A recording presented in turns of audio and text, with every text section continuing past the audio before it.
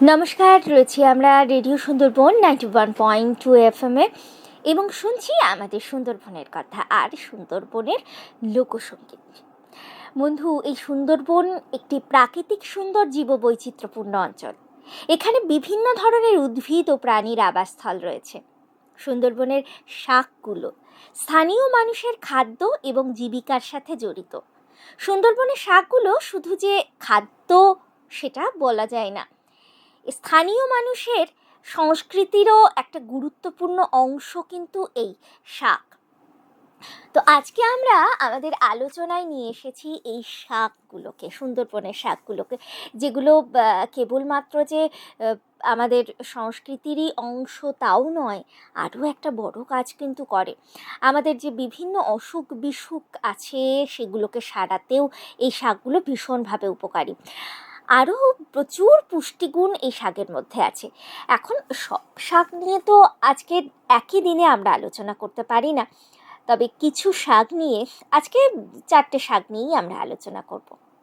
তো 4টে শাকের মধ্যে কচু শাক থাকবে, থাকবে ঝিঙে শাক আর চাল কুমড়ো শাক আর পেঁতো শাক।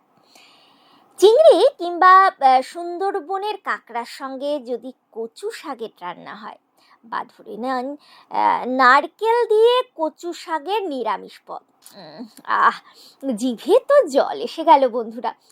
আর আমি কিন্তু এটাও জানি শ্রোতা বন্ধুরা যারা শুনছেন তারাও কিন্তু নিজেদের লোভ সংবরণ করতে পারছেন না। এরকম নানান বাহারি পদের উপাদান সুন্দরবন অঞ্চলের বিভিন্ন শাক, যা মানুষের রসনা তৃপ্ত করে। তাই বলে এরা যে শুধু আমাদের খাদ্য পিপাসাকে জাগৃত করে তা কিন্তু নয়, উপরন্তু আমাদের নানান রোগের প্রকোপ থেকে রক্ষা করে, যেটা আমি এর আগেই বলছিলাম আপনাদের। আর এই অঞ্চলের নিম্ন মধ্যবিত্ত মানুষের অর্থনৈতিক পরিকাঠামোতেও চাপ পড়তে দেয় না। আপনারা জানেন বন্ধু, আমাদের এই সুন্দরবন অঞ্চলে বেশিরভাগ মানুষই রয়েছেন মধ্যবিত্ত এবং নিম্ন মধ্যবিত্ত, অর্থাৎ আর্থিক একটা কষ্টের ব্যাপার তো বেশিরভাগ মানুষের মধ্যেই রয়েছে। সেই জন্যে সবসময় আমরা সকলেই চাই যে সস্তা হবে আবার পুষ্টিগুণও থাকবে, এরকম দুইয়ের সংমিশ্রণ যদি পাওয়া যায় কোনো কিছুতে, সেটা সবার কাছেই কিন্তু লোভের বিষয়বস্তু। তো আমাদের এই সুন্দরবনের শাকগুলো কিন্তু এই কথাগুলোকে ভীষণভাবে সমর্থন করে, কারণ এই শাকগুলো এত বেশি রোগকে নিরাময় করে এবং এর এত পুষ্টিগুণ যে সস্তায়, এবং এর অর্থনৈতিক মূল্যও খুবই কম পয়সায় আমরা এগুলোকে কিনে থাকি। আবার অনেক সময় কিনতে পয়সাও লাগে না, আমাদের এই সুন্দরবন অঞ্চলের প্রত্যেকটা বাড়িতে এই শাকগুলো পাওয়া যায়। তো সেই কারণে বিনা পয়সায় আমরা আমাদের কিন্তু স্বাস্থ্যকে ভালো রাখতে পারছি। এই রকম জিনিস যদি কেউ পায়, সে কি আর ছাড়তে চায়? আসুন বন্ধুরা, আমরা এখন সুন্দরবন অঞ্চলের যে 4টে শাকের কথা বললাম সেই শাকের সম্পর্কে কিছুটা জেনে নিই। প্রথমেই চলে আসি তার কচু শাকে। সুন্দরবন মানুষের খুব জনপ্রিয় শাক এই কচু শাক। এটি কিন্তু পুষ্টিগুণে ভরপুর। এটি দৃষ্টিশক্তি বাড়ায়, কোষ্ঠকাঠিন্য দূর করে, আবার হৃদরোগ, ক্যান্সারের মতো কঠিন জটিল রোগের ঝুঁকিও কমিয়ে দেয় আমাদের জীবন থেকে। কচু শাকে vitamin A, C, calcium, iron, fibre রয়েছে, শরীরের জন্য যা ভীষণই উপকারী। তারপরে যে নদীর পাড়ে ভেজা জমিতে যে শাকটা দেখা যায়, যা নাকি স্থানীয় মানুষের খাদ্য তালিকায় একটা গুরুত্বপূর্ণ স্থান দখল করেছে, আসি সেই শাকের কথায়, সেটা হলো ঝিঙে শাক, যেটা হজম শক্তি উন্নত করতে, হৃদরোগ কমাতে সাহায্য করে, আবার ত্বক এবং চুলের জন্যও কিন্তু উপকারী। এছাড়া রক্তে শর্করার পরিমাণ নিয়ন্ত্রণ করতেও এই শাকের জুড়ি মেলা ভার। এরপরে চলে আসবো আমাদের এই গ্রাম বাংলায় ঘরের চালে কিছু শাকের উৎপাত আছে বন্ধু। উৎপাত বলছি বলে মনে করবেন না উৎপাত মানে একেবারে কষ্ট দেওয়া না, এই উৎপাতটা বলতে পারেন ভালো লাগার উৎপাত। এই শাকগুলোকে যেমন আমরা খেতে খুব ভালোবাসি, টেস্টি, এবং তেমনই আমাদের পুষ্টিগুণে ভরপুর। তো এই শাকগুলোর মধ্যে একটা শাক চাল কুমড়ো শাক। চাল কুমড়ো শাক একটা বর্ষাকালীন সবজি। এটি সাধারণত ওই যেটা বললাম গ্রামের বাড়িতে চাষ করা হয়। চাল কুমড়ো শাক সুন্দরবনের মানুষের খাদ্য তালিকায় কিন্তু আরও একটি গুরুত্বপূর্ণ স্থান দখল করে নিয়েছে। এছাড়া এটি ভিটামিন, খনিজ পদার্থ, ফাইবার সমৃদ্ধ, যা হজম শক্তিকে উন্নত করে, দৃষ্টিশক্তিকে বাড়ায়, রোগ প্রতিরোধ ক্ষমতা বাড়াতে সাহায্য করে।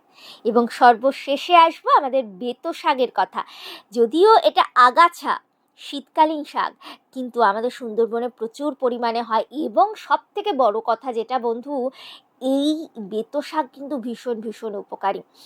এর মধ্যে খনিজ রয়েছে, ভিটামিন রয়েছে, যা বিভিন্ন রোগ প্রতিরোধে সাহায্য করে, হজমের সমস্যা দূর করতে সাহায্য করে, রক্তচাপ নিয়ন্ত্রণে, লিভার, ত্বক প্রভৃতির সমস্যা দূর করতে সাহায্য করে।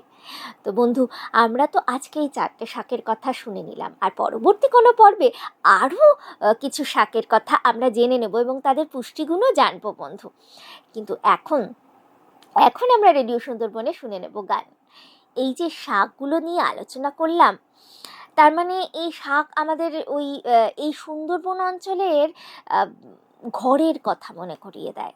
একটা মনের টান অনুভব করি, যে মনের টান আমরা কিন্তু লোকসঙ্গীতেও অনুভব করি। তাই জন্যে এই আলোচনার পরে লোকসঙ্গীত না শুনলে মনটা কেমন টনটন করবে। তো চলুন শুনে নেব লোকসঙ্গীত আমাদেরই স্থানীয় শিল্পী ভীম চক্রবর্তীর কণ্ঠে।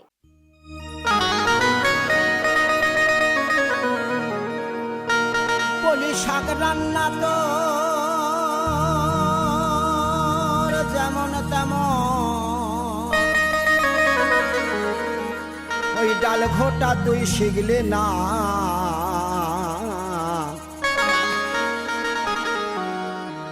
রান্নাঘরে থাকো তুমি, রান্না জানো না।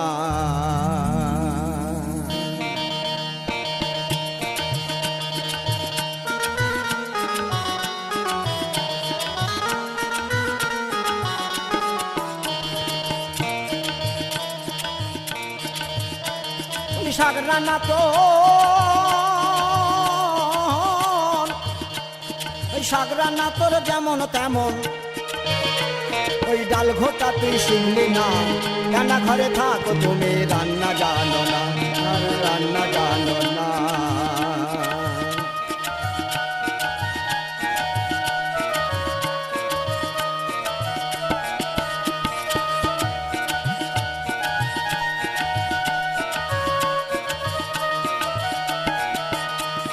জিরে দিবি, আদা দিবি, দিবি তেজপাতা,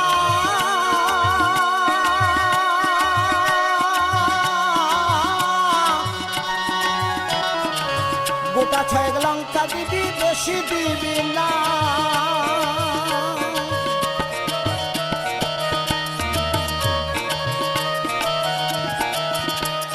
জিরে দিবি, আদা দিবি, দিবি তেজপাতা,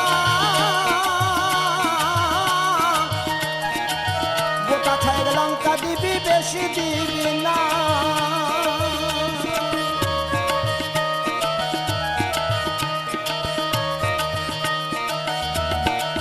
ডালটা ফুটে উঠলে ঘুটে দিবি, ডালটা ফুটে উঠলে ঘুটে দিবি। হাতার তলায় যেন লাগে না, ওই হাতার তলায় যেন লাগে না।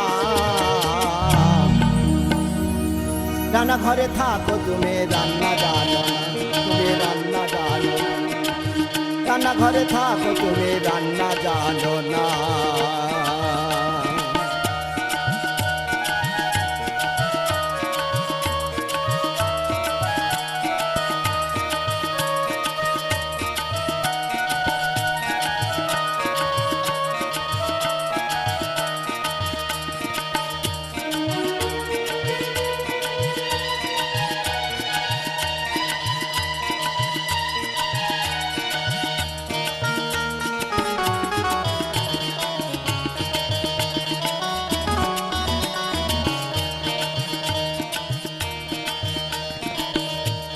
অনেকে ছেদারে রান্নাদার আছে, তারা শিল নোড়া ধোয় না, বাটনা বাটা শুরু করে, তাদেরকে বলি শিলটায় আগে ধুয়ে নিবি, শিলটায় আগে ধুয়ে নিবি, তারপরে নোড়া ঠেকাবি। শিলটায় আগে ধুয়ে নিবি, তারপরে নোড়া ঠেকাবি।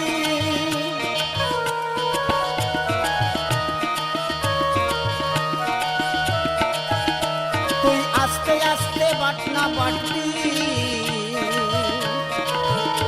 তোর কোমরে যেন লাগে না,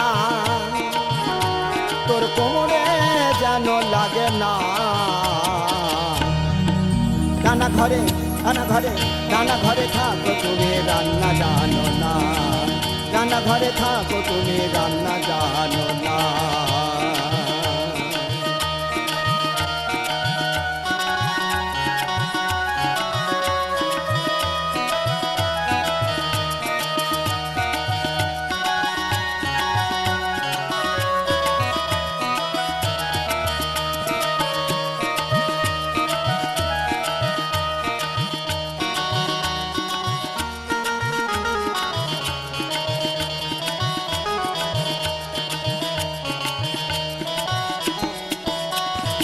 ভালো রান্নি ভালো খাবি, জগতে হবে জয়।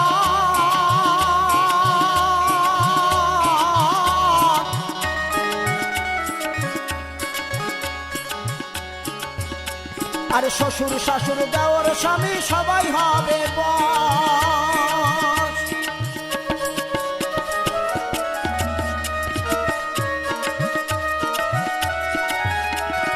ভালো রান্নি ভালো খাবি, জগতে হবে জয়।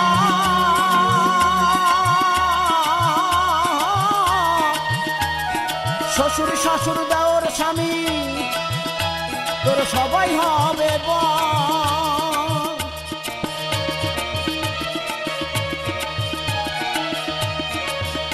পাগল বিজয় বলে,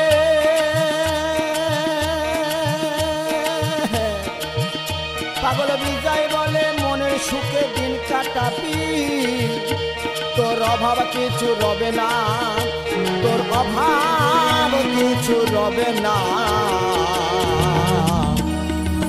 রান্না ঘরে থাকো তুমি রান্না জানো না, রান্না ঘরে থাকো তুমি রান্না জানো না। তোর শাক রান্না তো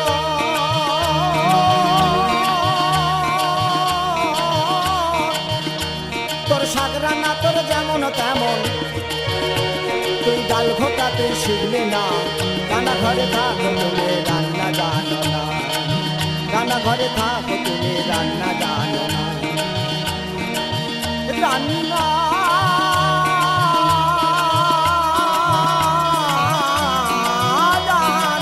না।